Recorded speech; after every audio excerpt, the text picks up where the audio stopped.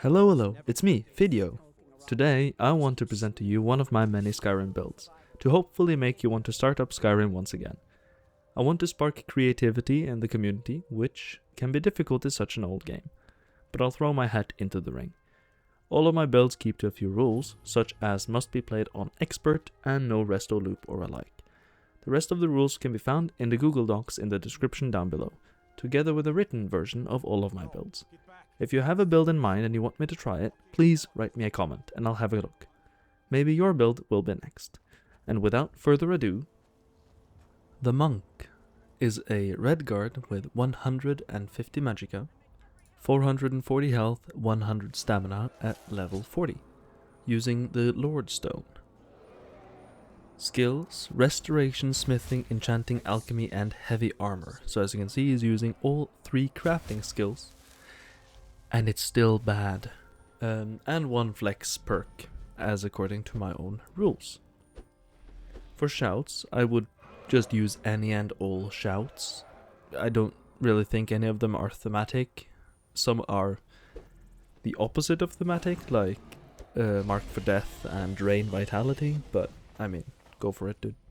He doesn't use any weapons except for his hands, so it's just punch, using healing spells that you need and sun spells for damaging undead.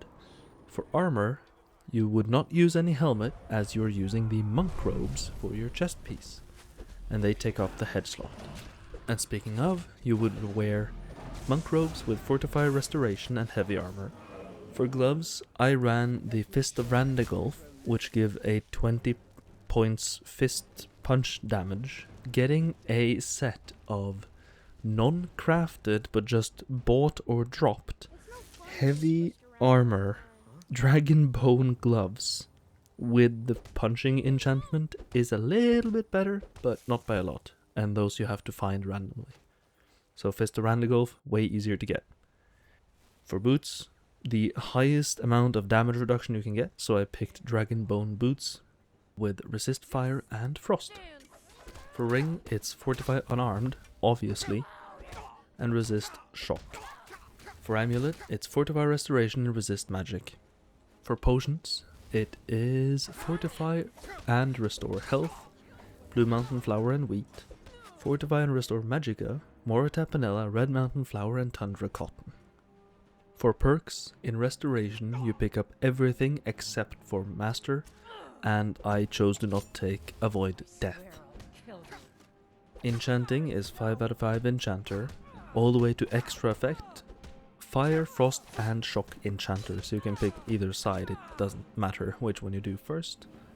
Smithing, it's Steel Smithing all the way up to Dragon Smithing, so you can pick right or left side, it doesn't matter really, because there are armors in advanced armors on the left hand side you can use heavy armor stats with.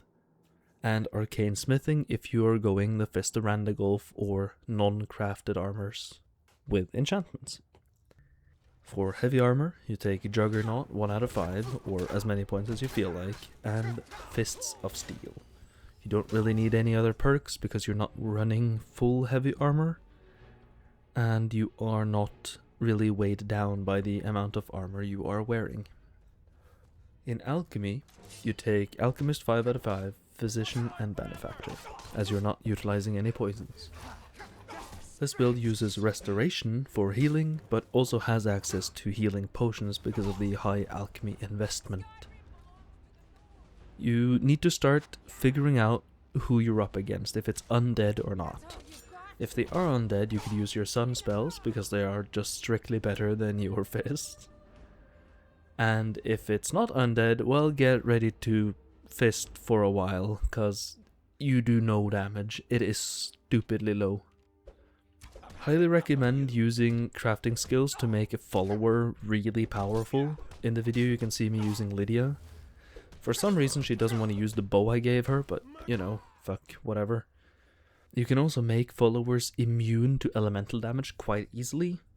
If you get their elemental resistance up to 100, for each element they take no damage anymore. Great thing to do. Which is the main reason why the enchanting perks for Fire, Frost and Shock Enchanter were picked it was to make your follower immune. So, to be very honest, this build is bad. If you want to play a monk, play a Khajiit. I just didn't want to, so I picked a red guard. But Khajiits are just strictly better. And that's that. I've got your back. Hope you enjoy the rest of the video, and Can I serve you, my thing? bye-bye.